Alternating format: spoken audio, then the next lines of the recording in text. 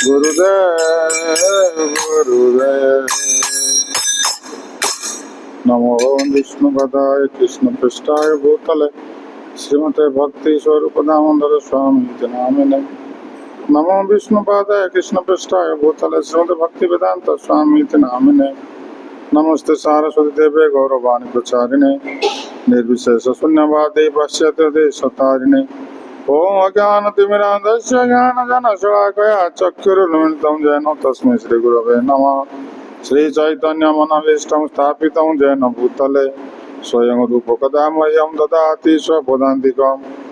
वन्देऽहं श्रीगुरुं श्रीयुतपदकमलं श्रीगुरून् वैष्णवांश्च श्रीरूपं सागरजातं सहगण रघुनाथनियुतं तं सजीवं साद्वैतं सावधूतं परिजनसहितं श्रीकृष्णचैतन्यदेवं श्री राधा कृष्ण पदन सहगुण ललिता श्री विशाखा नियुतांश। हे कृष्ण करुणा सिंधु दीन बंधु जगतपते गोपेश गोपिका कांत श्री राधा कांत नमस्तुते। तप्त कांचन गौरांगी श्री राधे वृंदावनेश्वरी विश्वभानुसुते देवी प्रणमामि हरिप्रिये।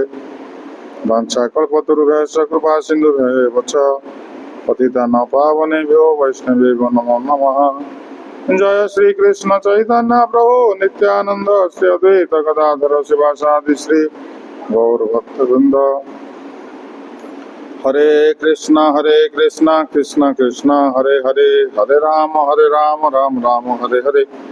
हरे कृष्ण कृष्ण कृष्ण हरे हरे, हरे राम राम राम हरे हरे। हरे कृष्ण कृष्ण कृष्ण हरे हरे, हरे राम राम राम हरे हरे।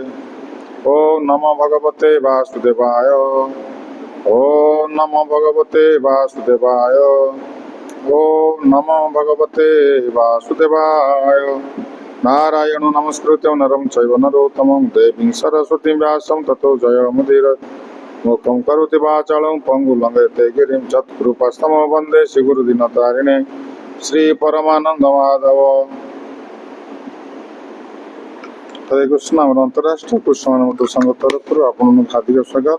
मैंने बर्तमान श्रीमद भागवतम एकादश स्कंद 17 अध्याय श्लोक नंबर 43 पाठ करवा। श्री भगवान उवाच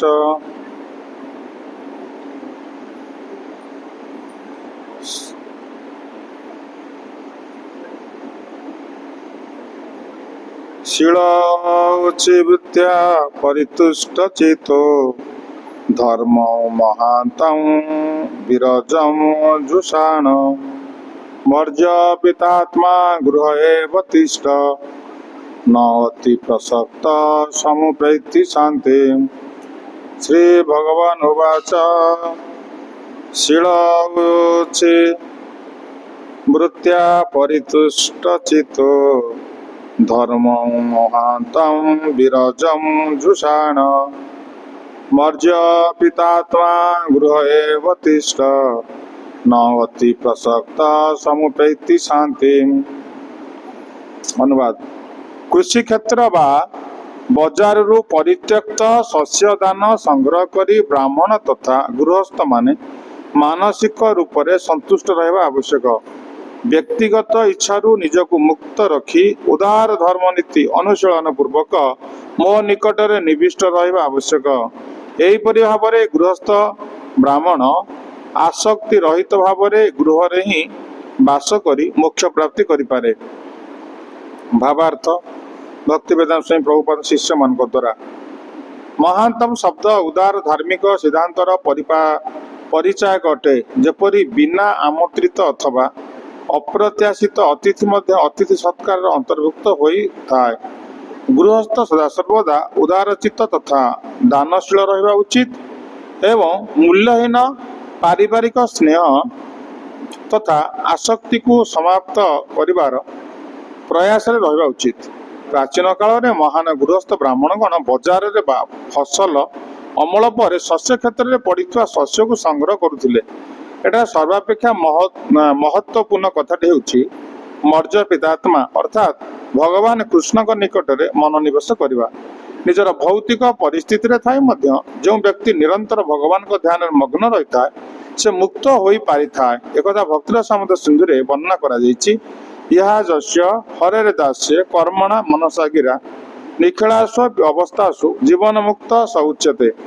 ଯେଉଁ କୃଷ୍ଣ ଚୈତନ୍ୟ ଭକ୍ତ ନିଜର କାୟ ମନ ବାକ୍ୟରେ ସବୁକିଛି କୃଷ୍ଣଙ୍କ ସେବାରେ ନିୟୋଜିତ କରିଛନ୍ତି ସେ ଏହି ଭୌତ ଜଗତରେ ବାସ କରି ତଥାକଥିତ ବିଭିନ୍ନ ପ୍ରକାରର ଜଡ଼ ଜାଗତିକ କାର୍ଯ୍ୟ ନିଯୁକ୍ତ ଥିଲେ ମଧ୍ୟ ସେ ମୁକ୍ତ ଅଟନ୍ତି। ଆମେ ପଢୁଥିଲେ ଯେ କିଭଳି ଭାବରେ ବ୍ରାହ୍ମଣ ଯଦି ଦାନ ଗ୍ରହଣ କରିବ ତାକୁ ତିନିଟା ଅପସନ୍ ଥିଲା। ସେ ତପସ୍ୟା କରିବ, ଆଉ କ'ଣ କରିବ, ଯଜ୍ଞ କରିବ, ଆଉ ଦାନ ଗ୍ରହଣ କରିବ। ତେଣୁ ଯଦି ଦାନ ଗ୍ରହଣ କରିବା ଦ୍ୱାରା ନିଜର ତେଜ ନଷ୍ଟ ହୋଇଯାଏ, ଅନ୍ୟର କର୍ମ ଫଳକୁ ଭୋଗ କରିବାକୁ ବି ପଡ଼େ।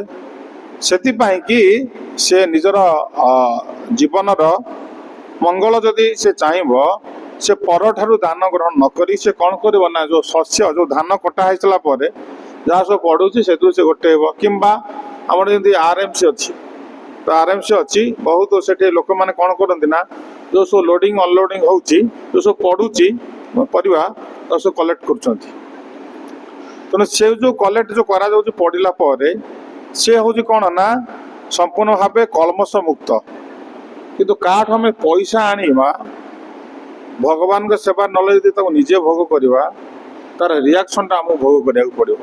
ସେଇଥିପାଇଁ ଲୋକ ଯେଉଁ ଦାନ କରନ୍ତି ସେ ଦାନ ଗୁଡ଼ିକ ସଦାବର୍ଷବଦା କ'ଣ ନା ତାମସିକ ଆଉ କ'ଣ ରାଜସିକ। ସାତ୍ଵିକ ଦାନ କରିବା ଲୋକ ବହୁତ କମ୍।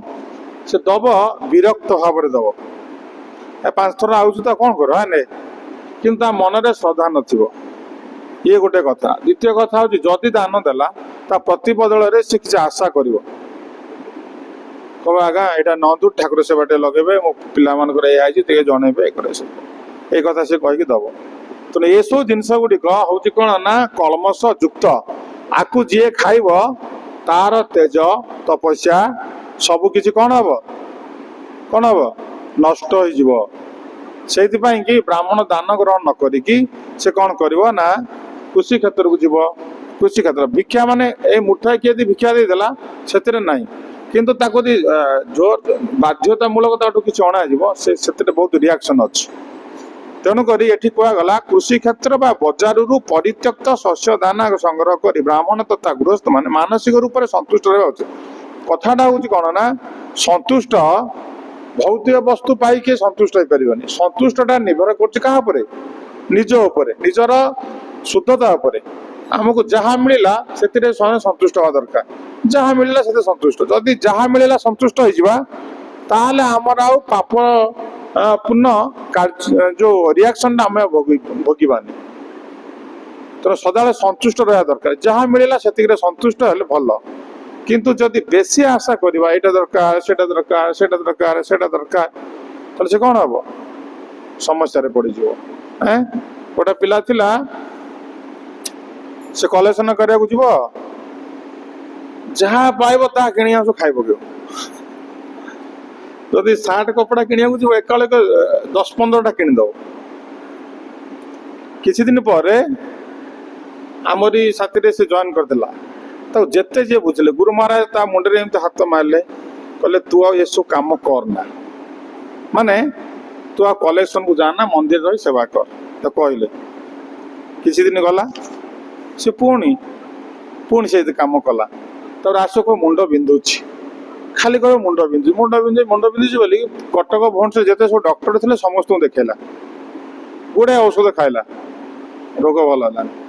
ରୋଗଟା ତାର ରହିଲା କୋଉଠି ନା ପର ଧନ ଆଣି ଯୋଉ ଖାଇ ଦଉଛି, ରୋଗଟା ରହୁଛି ସେଇଠି। ସିଏ କିନ୍ତୁ ସେଟା ଜାଣିପାରିଲାନି। ତାପରେ କହିଲା ମତେ ଆଉ ଏଠି ଭଲ ଲାଗୁନି, ଘରକୁ ପଳେଇଲା। ତେଣୁ ସେ ଯୋଉ କାମ ତାକୁ ଯୋଉ ମନା କରାହେଲା, ସାଧୁଗୁରୁ ଆଚାର୍ଯ୍ୟ ମନା କଲେ ଏସବୁ କାମ କରନା, କାରଣ ବିଷୟର ଅନ୍ନ ଖାଇଲେ ମଳିନ ହଏ ମନ। ତ ଯୋଉମାନେ ଆମକୁ ଦାନ ଧର୍ମ କରୁଛନ୍ତି ସେମାନେ ଶୁଦ୍ଧ ଚିତ୍ତରେ ଦଉନାହାନ୍ତି। ସେମାନେ କ'ଣ କରୁଛନ୍ତି ନା ସେମାନଙ୍କର ଯୋଉ ପରିଶ୍ରମଟାକୁ ଶୁଦ୍ଧ କରିବା ପାଇଁ କି ସେ ଦାନ କରୁଛନ୍ତି, ଶୁଦ୍ଧ କରିବା ପାଇଁ।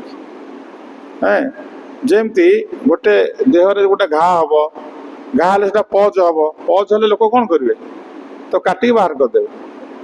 କାଟିକି ପଜଟା ବାହାର କଲେ କଣ ହବ, ସେଟା ସୁସ୍ଥ ହେଇଗଲା। ସିଏ ସେଇଭଳି ଭାବରେ ଯୋଉମାନେ ଦାନ କରୁଛନ୍ତି ସେ ସେଇଭଳି ଭାବରେ ତାଙ୍କ କଳମଶଟାକୁ ସେ ହଟେଇ ଦଉଛନ୍ତି।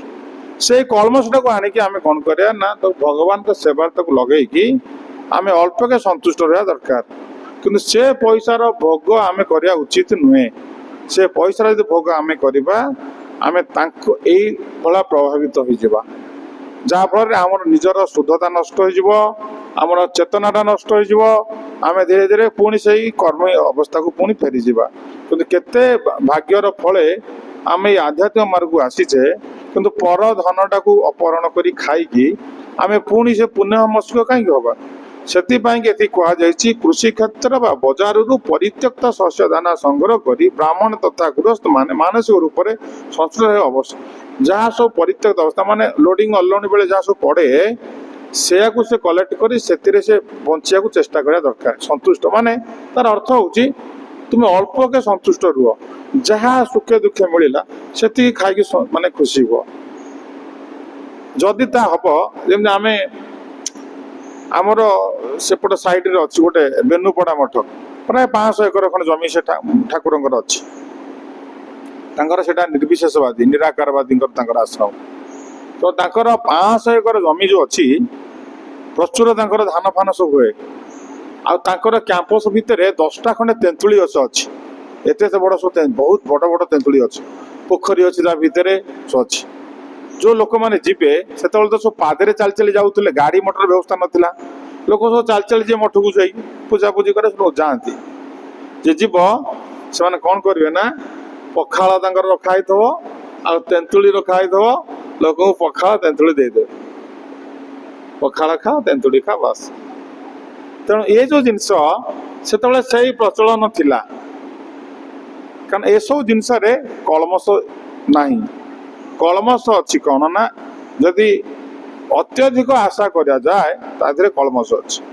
ତେଣୁ ଏଠି ସେଥିପାଇଁ କୁହାଗଲା, କୃଷି କ୍ଷେତ୍ର ବଜାରରୁ ପରିତ୍ୟକ୍ତ ଶସ୍ୟ ଦାନା ସଂଗ୍ରହ କରି ସେଥିରେ ନିଜେ ବଞ୍ଚିବାକୁ ମାନେ ଏମିତି ଆମର ମାଧବଗୁରି ଯୋଉ ହଉଛି, ସେ ମାଧବଗୁରି ଯୋଉ ଲୋକ ଯାଉଛନ୍ତି, ସେ କହି ଯାଇ ପହଞ୍ଚିବେ, ମା ଡାକିଦେଲେ ସେ ଜାଣିଦେଲେ, କିଏ ରାଧେ ସେ ଡାକିଦେବେ। ସେମାନେ କଣ କଣ ଆଣିବେ ଜାଣିଛନ୍ତି, ସେମାନଙ୍କର ସ୍ୱତଃପୃତ ଭାବେ ଗୋଟେ ରୁଟି କିଏ ଆଣିକି ଏମିତି ଦେଇଦବ, ଏତ ଧଇଲେ ଏମିତି 5-7 ଘର ସେ ବୁଲିବେ। ଯେମିତି ମଧୁମକ୍ଷିକା ସବୁ ଫୁଲକୁ ଯାଇକି ମଧୁ ସଂଗ୍ରହ କରୁଛି, ସେମିତି ଯିବେ ଯିବେ ଟିକେ ଟିକେ ଟିକେ ଟିକେ ଟିକେ ଟିକେ ଟିକେ ଆଣିକି ତାକୁ କଣ କରିବେ ନା, ତାକୁ ଏକାଠି କରିବେ, ତାକୁ ଭୋଗ ଲଗେଇବେ। ସେ ଯୋଉ ଠାକୁର ପୂଜା କରୁଛନ୍ତି ଘରେ ରଖିକି ତାଙ୍କ ପାଖରେ ଅଫରିଂ କରିବେ, ତାପରେ ସେତିକିରେ ସେ ସନ୍ତୁଷ୍ଟ ହେବେ। କାରଣ ବ୍ରଜବାସୀ ମାନେ ବେଶୀ ସବଜି ଖାଆନ୍ତିନି, ସେ ଆଚାର ରୁଟି ହେଇଗଲେ ତାଙ୍କର ହେଇଗଲା। ତ ସେ ଆଚାର ଟିକେ ଦେବେ, ରୁଟି ଦେବେ, କି ସବଜି ଏତିକି ଟିକେ ଦେଇଥିବେ, ସେଇଥିରେ ସେମାନେ କ୍ଷୀର ବି ଦିଅନ୍ତି କିଏ ସବୁ ମାନେ ବାବାଜୀ ମାନଙ୍କୁ। କିନ୍ତୁ ସେଇଭଳି ଯୋଉ ଟିକେ ଟିକେ ଯୋଉ ଦଉଛନ୍ତି, ସେଥିରେ କଳମଶ ନାହିଁ। କିନ୍ତୁ 1 ଲାଖ 10 ଲାଖ 15 ଲାଖ 50 ଲାଖ 1 crore ଏ ଯୋଉ ଡୋନେସନ ଦଉଛନ୍ତି, ସେଇଥିରେ ବିପଦ ଅଛି। ତ ତାକୁ ଆଣିକି ତ ହଜମ କରିବା ବହୁତ କଷ୍ଟ। କାରଣ ଗୋଟେ ସୂର୍ଯ୍ୟକୁଣ୍ଡ ବୋଲି ଅଛି, ଯୋଉଠି ରାଧାରାଣୀ ଯାଆନ୍ତି ସୂର୍ଯ୍ୟ ପୂଜା କରିବାକୁ। ରାଧାକୁଣ୍ଡରୁ ବୋଧେ 4-5 କିଲୋମିଟର ହବ ପାଖରେ ଗୋଟେ ସୂର୍ଯ୍ୟକୁଣ୍ଡ ଅଛି। ସେ ସୂର୍ଯ୍ୟକୁଣ୍ଡରେ ଗୋଟେ ଆଶ୍ରମ ଥିଲା, ଏବେ ବି ଅଛି। ସେ ଜଣେ ବାବାଜୀଙ୍କର ଗୋଟେ ବାର୍ଷିକ ଉତ୍ସବ ହୁଏ, ଜଣେ ସିଦ୍ଧ ବାବା ଥିଲେ, ସେ ବେଙ୍ଗଲୀ ଲୋକ। ତାଙ୍କର ସବୁ ବେଙ୍ଗଲରେ ବହୁତ ତାଙ୍କର ସବୁ ଭକ୍ତମାନେ ଅଛନ୍ତି।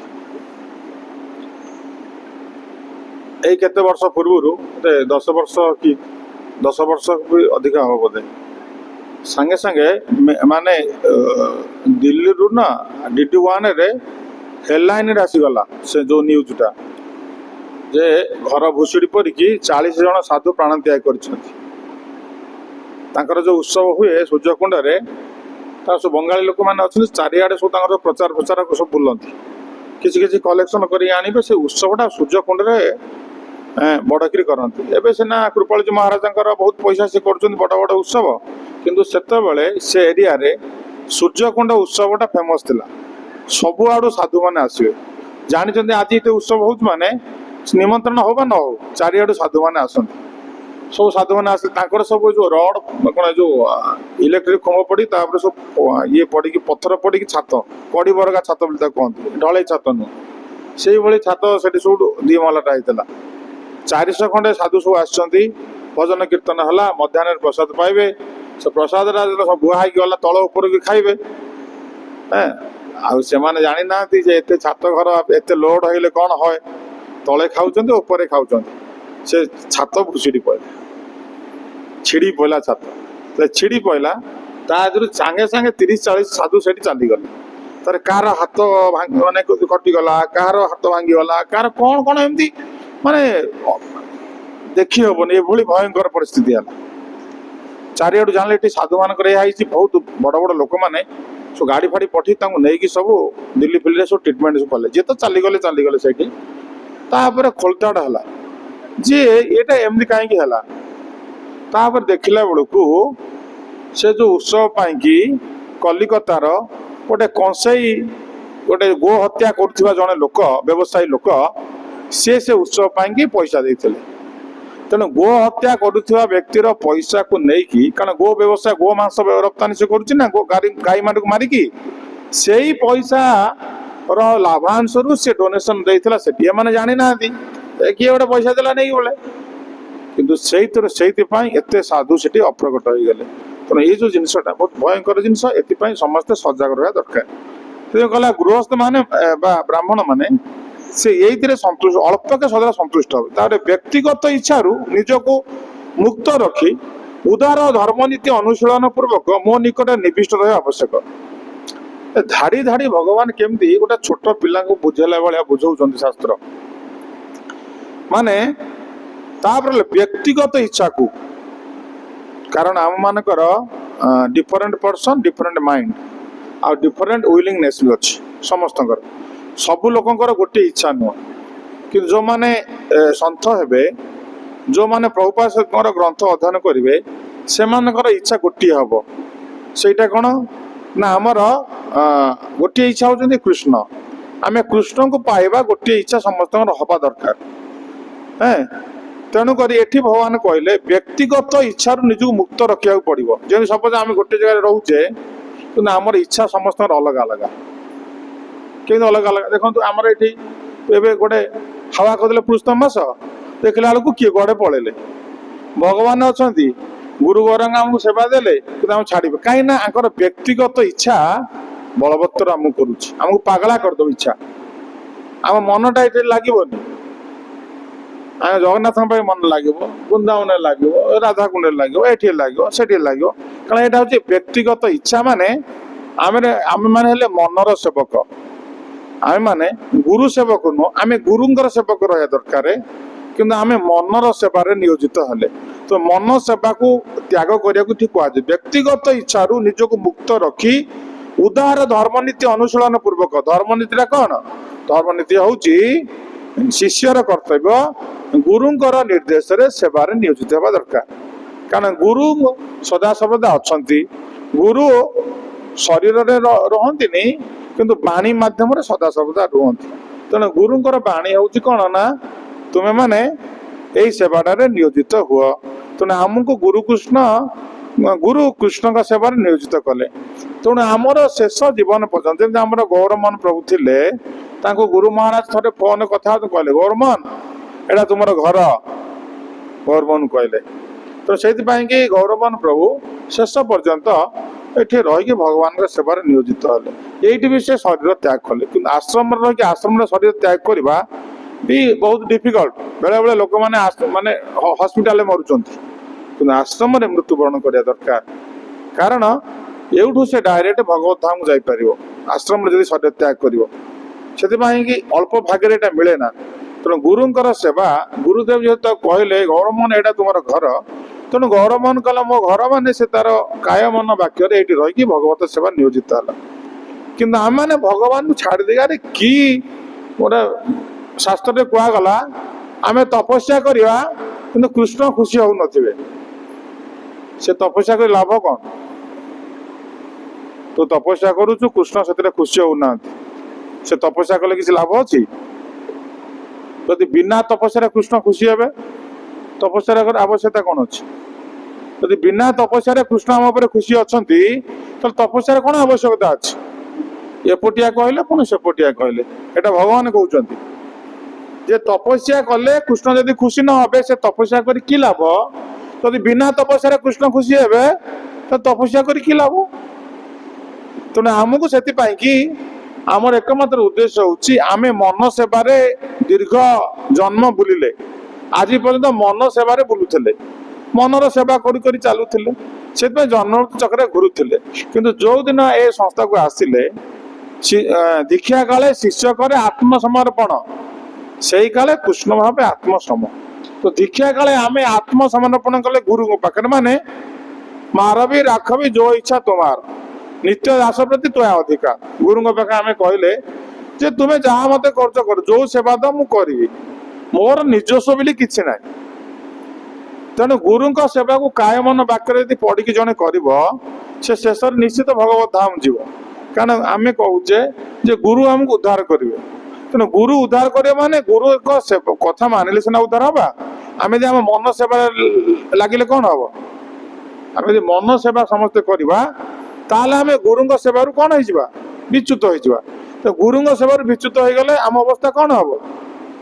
ଏ ଭାସମାନ ବାଦଲ ହିସାବରେ ଆମେ ଭାସୁଥିବା, ଆମକୁ କେହି ଆଶ୍ରୟ ଦେବେନି।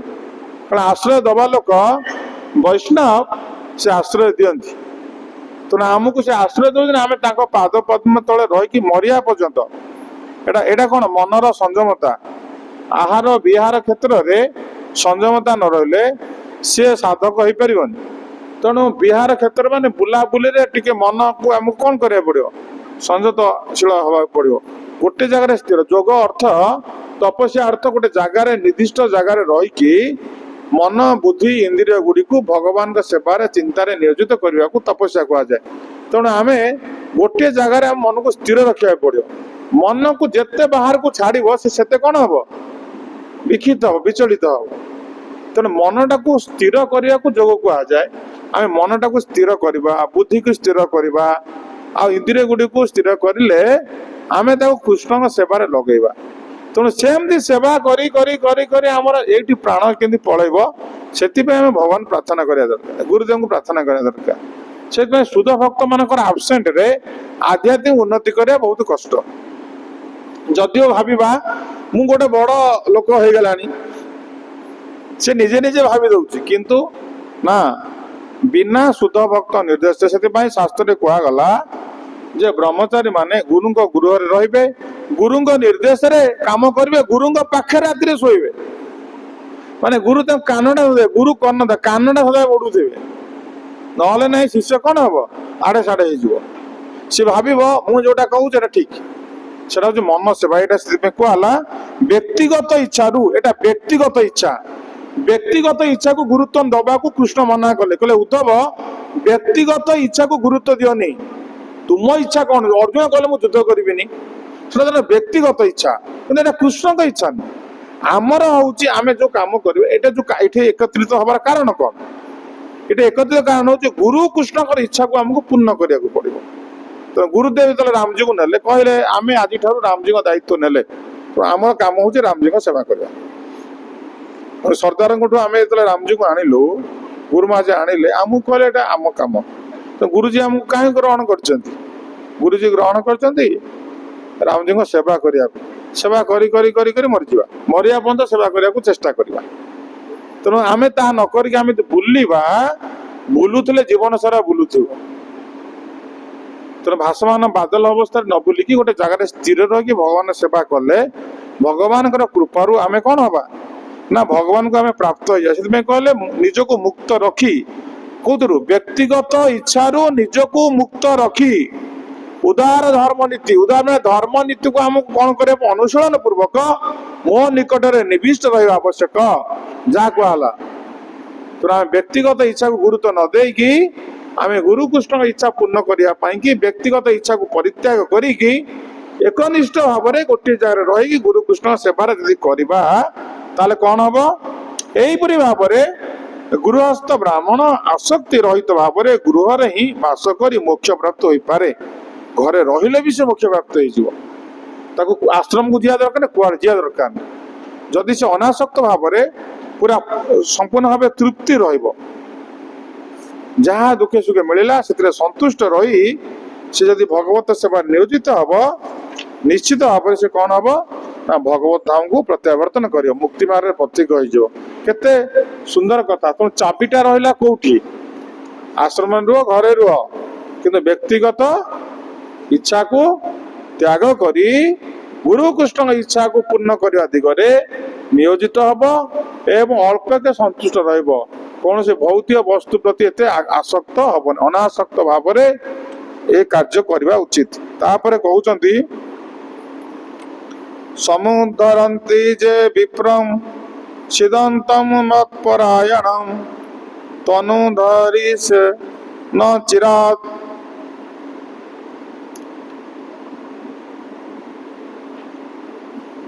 आपभ्यो नौरिपान बात तो ये कहले समुद्धरन्ति जे विप्रम सिदंतम मत्परायणम तान उधरी से न चिरात आपभ्य न इव अर्णवात जेपरी समुद्र रे पतित होइथिबा लोकों को जहाज उद्धार करिथाय सेही परी मु सेमानको समस्त प्रकार आपद विपदरु रक्षा करिथाय जे दारिद्र प्रपीड़ित ब्राह्मण तथा भक्त जनों को उद्धार करी नहीं थाए एठी भगवान बहुत सुंदर भावे कहले जे आमको प्रथमे बतैले जे किभली भाबरे अनासक्त भाबरे अल्प के संतुष्ट होई एई परित्यक्त वस्तु को ग्रहण करी बंचिबा जेमती रघुनाथ कौन कले शेषर जाइकी कौन कले ना पेज नलारू जो अन्न बाहला परित्यक्त अन्न को आनी धोईकी खाइले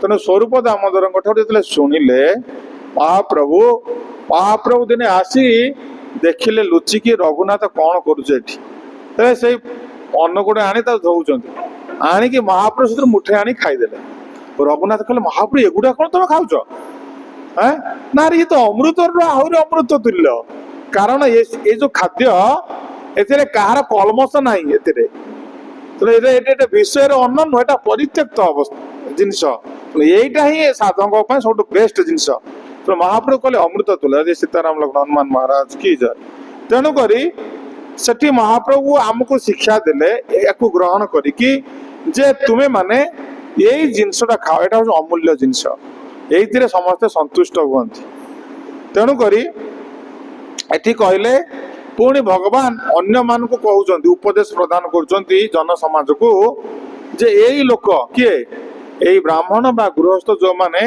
यही भली जीवन यापन करती कहार भौतिक वस्तु को ग्रहण कर इच्छा प्रकाश करती अति निम्न स्तर जीविका निर्वाह करती से लोक मान विषय कहले जेपरी समुद्र रे पतित होइतवा लोकों को जहाज उद्धार करे गोटे समुद्र जने पड़ जाइए से केंद्र उद्धार हम तो जहाज रे जाइकी गोटे रस्सी पकेब से रस्सी धरले उठे ऊपर नहीं आसो से जमी समुद्र रे पतित लोक जमी जहाज रे जाए उद्धार करा जाए सेही परी मु कौन करे ना सेमानकु समस्त प्रकार आपद विपद रक्षा करा जाए करी थाए जे किए ना दरिद्र पीड़ित ब्राह्मण तथा भक्तजन को उद्धार करी नहीं थाए तेणु मु सेमानकु समस्त प्रकार आपद विपद रक्षा करी थाए जे दारिद्र पीड़ित ब्राह्मण तथा भक्तजन को उद्धार करी नहीं थाए तेणु भगवान आमको कहउचंती से लोक मानकु भगवान सदय करती बुझीपार तो तेणु भगवान एठार ब्राह्मण तथा भक्त जनकर सिद्धि लाभर पद संपर्क वर्णना करिसंती जो निजस्व संपत्ति को दारिद्र कृष्ण ब्राह्मण तथा भक्तजन को उद्धार निमित्त उपयोग करिथांती तेणु भगवान एठी कहउचंती जेमती आमे जहाज जेमती उद्धार करूची पानी रे पड़ी जाता व्यक्ति को मु सेही भली सेही मान उद्धार करबी का उद्धार करबी जी ए दरिद्र ब्राह्मण आ वैष्णव मानकर सेवारे निजको नियोजित करथांती जे ब्राह्मण वैष्णव सेवार निज नियोजित करथांती से व्यक्ति मु निजे उद्धार करे आम संस्था जन भक्त थिले बहुत सुंदर भक्त ताका ना होची राधा जीवन प्रभु बहुत सुंदर भक्त से राधा जीवन प्रभु से सदा सर्वदा विभिन्न प्रकार सेवा कार्य नियोजित था माने यही कार्य एपरिक वृंदावन गोटे घर किनी घर चाबी सिक्यूरीटी दे देइछंती कहले जो साधु संत माने आसीबे ताको चाबी दे दो से रहिबे तापरे पळेबे से घरे बहुत कॉस्टली घर किंतु से बहुत धनी लोक तांकर सूता कल अछि कपड़ा तैयारी होछि गुरगांव रे तेणु से भक्तंकर सेवा पाई कि से कौन करती ना सबू ये भाव तांकर त्यागमय जीवन जापन से करता तेणु सी जिते जो विभिन्न गोटे मंदिर तले कंस्ट्रक्शन होता से मंदिर कंस्ट्रक्शन रे कलेक्शन रे बहुत लगे से 200 कोटी टका कलेक्शन कर हमर जो मायापुर मंदिर को ना 200 कोटी टका कलेक्शन कर से तेणु से ये कार्य नियोजित हो गले तांकर जो कंपनी धीरे धीरे रेनोवेशन करने कथा किसी वर्ष से कर पाइले तेणु ये कार्य व्यस्त रही गले कंपनी धीरे धीरे बंद हो बसला तेणु तापर से कौन कले ना किसी लोन कले पुणी डेभलप करने को प्लान कले लोन कर पैसा रखिंट से समय किसी सन्थ लोक आस कहले आज्ञा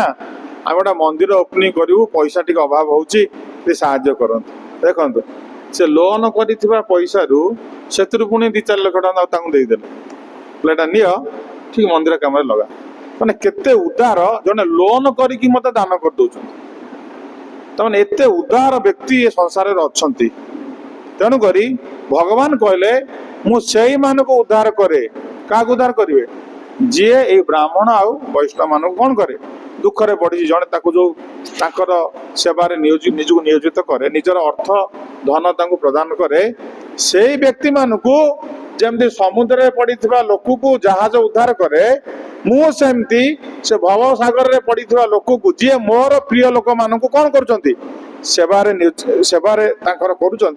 मु से मान को उद्धार कर तेणु जो माने ब्राह्मण वैष्णव मान सेवा कर उद्धार दायित्व किए नहीं किए ने स्वयं भगवान निजे कहले भाई उद्धव को तेणु करी भगवान एठार ब्राह्मण तथा भक्त जनकर सिद्धि लाभर पद्धति संपर्क वर्णना करिसेंती जो माने निजस्व संपत्ति को दारिद्र्य क्लिष्ट ब्राह्मण तथा भक्त जनकर उद्धार निमित्त उपयोग करितांती सेमाने मध्य अनुरूप पूर्णता प्राप्त होइतांती यद्यपि जीवन में इंद्रिय तुष्टि निमित्त मनुष्य भगवत भक्ति को उपेक्षा करिथाय तथापि निजर अर्जित संपत्ति को भगवान का सेवा कार्य विनियोग करी से निजर स्थिति सुधार करि पारिथाय जपरि समुद्र रे पतित होइतिवा निराश लोक मानकु एक नौका उद्धार करि पारिथाय सेपरि भगवान मध्य से मानकु उद्धार करि नियंती जो माने भक्त जनक प्रति दयाशील होइतिले मध्य असहाय भावरे भौतिक आसक्ति रूपी सागर रे पतित होइछंती तेणु भगवान से उद्धार करती तेणु केते सुंदर कथा भगवान इसो कहिछंती इसो फाइनल कथा भगवान सदाम को प्रत्यावर्तन करने पूर्व उद्धव तांकठारु सब कथा को ग्रहण कर दउछ माने नहीं आसुछन बुझा बुझी करी कारण पर मुहूर्त रे आम मानक बेटा आवश्यक अछि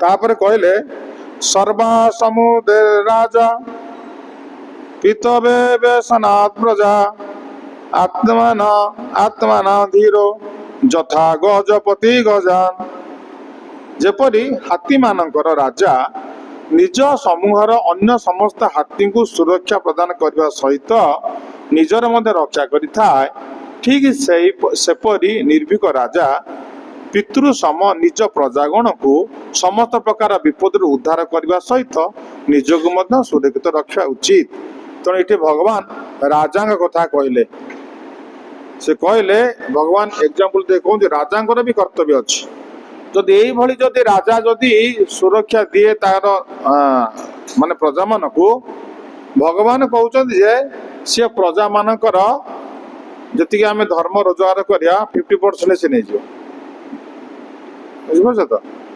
50% से नहीं जीव से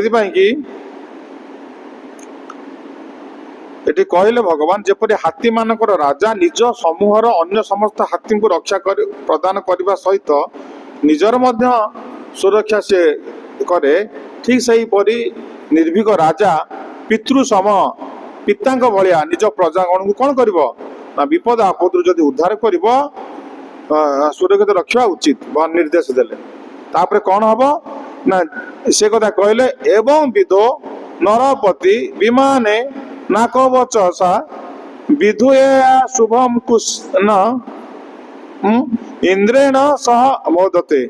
जो राजा निज राज्यर समस्त पाप दूरीभूत करी निजर तथा समस्त प्रजागणकर रक्षा करिथाए से निश्चित रूपे इंद्रदेव सहित सूर्य सम तेजियान विमान आरोहण करी आनंद उपभोग करिथाए। भगवान तांको किभଳି भाबरे अपॉर्चुनिटी दउचंती माने प्रजा माने जदि कोन करिवे जो राजा निज राज्यर समस्त पाप दूरीभूत करी निजर तथा समस्त प्रजागण को रक्षा करिथाए। कारण आमर जो मणिपुर जो राजा थिले भाग्यचंद्र से थिले भगवान प्रिय भक्त थिले भाग्यचंद्र। तेणु से भाग्यचंद्र राजा से डिक्लेयर करथिले जदि के एकादशी दिन एकादशी उत्सव न करिवो पालन न करिवो तांको देशरु तड़ाई देबे। से देशरु तांकर तड़ी दउथिले मणिपुर राज्यरु। सेति पई जो मानको सब बाहर कर देथिले से माने सब नागालैंड बोली आ गोटे राज्य कर देथिले। बण जंगल रहिथिले नागा माने सब खाइबे कुकुर खाइबे मांकड़ खाइबे बिलुआ खाइबे सब कुचिया खाए सब खाए। तो कुकुर हूँ प्रिय खाद्य नागालैंड लोकंकर। तेणुक एठी भगवान कहते जे जो राजा निज राज्य समस्त पाप दूरीभूत करी राजार कर्तव्य हूँ एवं को राज्य रे गुजरात रे मद दुकान बंद होइछि ना गुजरात रे मद नहीं गवर्नमेंट बंद बैन कर देछि। आ गोटे बिहार ना कोटी करछि ना कोन बीजेपी सरकार कोटी जोड़ी रहउछि करूछि। आ एबे चेन्नई रे बोधे से जो एबे नुआ जो है चीफ मिनिस्टर से भी एबे कही जे मद दुकान बंद कर दो। कारण मद्यप करवा गोटे पाप कार्य बाहर बसी छुआ को मद पीवा एटा सब पाप कार्य अनैतिक संबंध रखा भी पाप कार्य।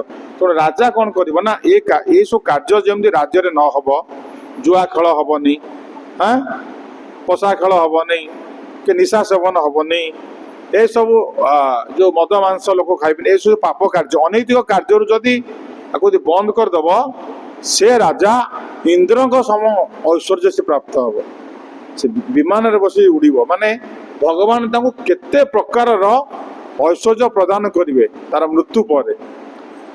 से आमर कौन भावुंदे जोड़ा टैक्स आसुची तो गोटे मद दुकान खोली दियो जिते मद खोलुच खोल टैक्स आसिले देश चलो। अरे मद दुकान पैसा आसिले देश चलो ना। तो ये जो पाप कार्य जो राजा ये पाप कार्य निजर राज्यर माने जन समाज को बा प्रजा को सुरक्षा प्रदान करे से राजा मला परे कौन हम से निश्चित रूप इंद्रदेवंकर सहित सूर्य सम तेजियान विमान आरोहण करी आनंद उपभोग करिथाए। राजा जी एति करदेव ताको केते प्रकार भौतिक सुख माने प्राप्त हब से कथा एठी कहउचंती। सिदन विप्रो पणि वृत्या पणि रे वा पदं तरे खड़े न बा पदाक्रांतो न स्ववृत्या कथंचन। जदि के ब्राह्मण तार नियत कर्म द्वारा जीविका निर्वाह करिबारे असमर्थ तेबे अवश्य कष्ट भोग करिथाए। एपरि स्थले से व्यवसाय कार्य करी निजर दुरावस्थारु उत्तीर्ण होई पारे। व्यवसायी होई मध्य जदि से प्रचंड दारिद्र्य भोग करे तेबे खड्ग धारण करी क्षेत्र वृत्ति अवलंबन करि पारे। किंतु कौन सी परिस्थिति रे से कई जने साधारण प्रभु को स्वीकार करी कुकुर परी जीवन धारण करि पारे नहीं। केते सुंदर कथा ये भगवान कहते कहले ब्राह्मण जदि निजर नियत अनुसार माने तार भाग्य अनुसार जदि पूरा दरिद्र हो गला बहुत दुख कष्ट जीवन बीतब तो ब्राह्मण वृत्ति कले तार पेट पोषि पारुनी ताकू व्यवसाय करने को परमिशन दि जाए से व्यवसाय वृत्ति करि पारिबो। ब्राह्मण ब्राह्मण कार्य न करिकी व्यवसाय करि पारिबो जदि तार निजर कौलिक वृत्ति अनुसार जदि पेट पोषि जदि न पाइला तार अर्जित कर्म फल रही से अनुसार से कौन करिबो ना सी ए कार्य करि पारिबो व्यवसाय करि पारिबो। जदि व्यवसाय रे जदि तार दारिद्र्य दूर न होला तापर से क्षेत्र तृतीय कार्य करि पारिबो माने खड्ग धरी क्षेत्र कार्य मिलिटरी भी चाकरी करि पारिबो किंतु पियन हबनी ସେ ପିଅନ ଚାକିରି କରିବନି, ସେ ଆଉ କାହାର ସେବା କରିବନି, କେବଳ ସେ ଭଗବାନଙ୍କର ସେବା କରିବ। ସେଥିପାଇଁ ସୁଦାମାଙ୍କୁ ଯେତେବେଳେ ତାଙ୍କର ସାଙ୍ଗ କହିଲା, ଆରେ ତୁ ଆସେ ମୋ ସାଥିରେ, ତୁ ତ ଭଲ ପାଠ ମୋଠୁ ପଢୁଛୁ, ଭଲ ବି ଜାଣିଛୁ, ତୋର ଭଲ ଜ୍ଞାନ ଅଛି, ଦେଖେ ମୋ ରାଜାଙ୍କ ଦରବାରରେ କାମ କରୁଥିବାରୁ ମୁଁ କେମିତି ଖୁସିରେ ଅଛି, ମୁଁ ବିମାନରେ ବସିକି ଯାଉଛି, ତ ତୁ ବି ସେମିତି ଯିବୁ, ତୁ କାହିଁ ଦରିଦ୍ରଙ୍କ ଭଳିଆ ଏଠି ପଢିଛୁ। ସେ କହିଲେ, ମୁଁ ପଛକେ ଭାଇ ମରିଯିବି, ମୁଁ ଦ୍ୱାରକାଧୀଶଙ୍କ ବ୍ୟତୀତ ଆଉ କାହାର ଗୁଣ କୀର୍ତ୍ତନ ଏଠି ମୁଁ କରିପାରିବିନି। ମାନେ କେତେ ଦୃଢତାର ସହିତ ସୁଦାମା କହୁଛନ୍ତି। ତ ସେଇଥିପାଇଁ ଟିକେ ଭଗବାନ ପରମିଶନ ଦେଲେ, ବ୍ରାହ୍ମଣ ଯଦି ବ୍ରାହ୍ମଣ କାର୍ଯ୍ୟ କରି ଯଦି ପରିତୃପ୍ତ ନ ହୋଇପାରିଲା, ତାହେଲେ ସିଏ ବୈଶ୍ୟବୃତ୍ତି କରିବ। ବୈଶ୍ୟବୃତ୍ତିରେ ଯଦି ପେଟ ନ ପାଳି ପାଇଲା, କ୍ଷତ୍ରିୟ ବୃତ୍ତି କରିବ, ଯୁଦ୍ଧ କରିବ, କିନ୍ତୁ କାହା ପ୍ଲେଟ ଉଠେଇବନି, ସେ କାହାର ସେବା କରିବନି, କାହା ଲୁଗା ଧୋଇବନି କି କାହାର ପ୍ଲେଟ ଉଠେଇବନି, ଏ କାମ ସେ କରିବନି। କେତେ ସୁନ୍ଦର କଥା, ଏଗୁରା ଆମେ ବୁଝିପାରିବା। କାରଣ ଏସବୁ ଶାସ୍ତ୍ରର ସବୁ ସିଦ୍ଧାନ୍ତ କଥା। ଆମେ ଯେତେବେଳେ ଆମେ ତ ଜଏନ୍ କଲୁ, ସେତେବେଳେ ଆମର ଜଣେ ଆମେ କୃଷ୍ଣଗତି ପ୍ରଭୁଙ୍କର ତତ୍ତ୍ୱାବଧାନରେ ରହିକି ଆମେ ସେବା କରୁଥିଲୁ। ସେତେବେଳେ ଆମେ ନୂଆ ନୂଆ ଜଏନ୍ କରୁଛେ, ପିଲା ଯେମିତି ଏବେ ଜଏନ୍ କଲେ, ସେମିତି ପ୍ରଭୁଙ୍କର ଛୋଟ ମୋଟ ସେବା କ'ଣ ଟିକେ ଆମେ କରିଦେଉଥିଲୁ। ଯେତେବେଳେ ହରିନାମ ନେଲୁ ସେବା ବି କରୁଥିଲୁ। କିନ୍ତୁ ଯେଉଁଦିନ ବ୍ରାହ୍ମଣ ଦୀକ୍ଷା ନେଲୁ, ପ୍ରଭୁ ରୁମ୍କୁ ଡାକିଦେଲେ, କହିଲେ ତୁମେ ଏବେ ସେକେଣ୍ଡ ଇନିସିଏସନ୍ ନେଇଗଲ, ଆଉ ମୋ କାର୍ଯ୍ୟ ଗୁଡ଼ା ତୁମେ କରିବନି। ଯଦିଓ ଆଧ୍ୟାତ୍ମିକ ମାର୍ଗରେ ଶିକ୍ଷା ଗୁରୁଙ୍କର ସେବାରେ ଆମେ ନିୟୋଜିତ ମୃତ୍ୟୁ ପର୍ଯ୍ୟନ୍ତ ହେବା କଥା, କିନ୍ତୁ ଫିର୍ ବି ସେ ସତର୍କ ଆମକୁ କରେଇଦେଲେ ଯେ ଆଉ ତୁମେ ଆମର କୌଣସି କାର୍ଯ୍ୟ କରିବନି। କାରଣ ସେଇ କଥା ଏବେ ଆମେ ଏଇ ଶ୍ଳୋକରୁ ଆମେ ଆଧାରିତ ହେଲା। ତେଣୁ ସେଇଥିପାଇଁ ଜଣେ ବୈଷ୍ଣବ, ଏଇଟା ହେଉଛି ସଦାଚାରୀ ବୈଷ୍ଣବ ମାନଙ୍କର କାମ। ତେଣୁ ସେକେଣ୍ଡ ଇନିସିଏସନ୍ ହେଲା ପରେ ସେ ଆମକୁ ସେଥିରୁ ବାରଣ କରିଦେଲେ। ଏଠି ଯେଉଁ କଥା ଲେଖା ହେଲା ଯେ ବ୍ରାହ୍ମଣ ସେ କୌଳିକ ବୃତ୍ତିକୁ ପରିବର୍ତ୍ତନ କରିପାରେ, କିନ୍ତୁ ବୈଶ୍ୟ ଆଉ କ୍ଷତ୍ରିୟ ଚିତ୍ତ କାମ କରିବ, କିନ୍ତୁ ଶୂଦ୍ର ଚିତ୍ତ କାମରେ ସେ ନିୟୋଜିତ ହେବନି, ସେ କାହାରି ପ୍ଲେଟ୍ ଉଠେଇବନି। ତେଣୁ ଏଥିପାଇଁ କି ସେ ସତର୍କ, ଭଗବାନ ଆମକୁ କହୁଛନ୍ତି ଏବେ ଏଭଳି କାମ ସେ କରିବା ଉଚିତ ନୁହେଁ। ତେଣୁ ଏଇଭଳି ଭାବରେ ଭଗବାନ ଉଦ୍ଧବଙ୍କୁ ଏଭଳି ଭାବରେ ସବୁ ଉପଦେଶ ପ୍ରଦାନ କରୁଛନ୍ତି। ତାଙ୍କ ମାଧ୍ୟମରେ ଆମମାନେ ଏସବୁ ବୁଝି ଜାଣି ସେ ଅନୁସାରେ ଯଦି ଆମେ ଜୀବନ ବିତେଇବା, ନିଶ୍ଚିତ ଭାବରେ ଆମମାନେ ଶେଷରେ ସିଦ୍ଧି ଲାଭ କରିବା, ସୁଖ ପାଇବା ଏବଂ ଶେଷରେ ପରମ ମୁକ୍ତି ଲାଭ କରିବା। ହରେ କୃଷ୍ଣ। ଜୟ ଶ୍ରୀ ପ୍ରଭୁପାଦ ମହାରାଜ की जय। जय श्री गुरु महाराज की जय। सीताराम लक्ष्मण हनुमान महाराज।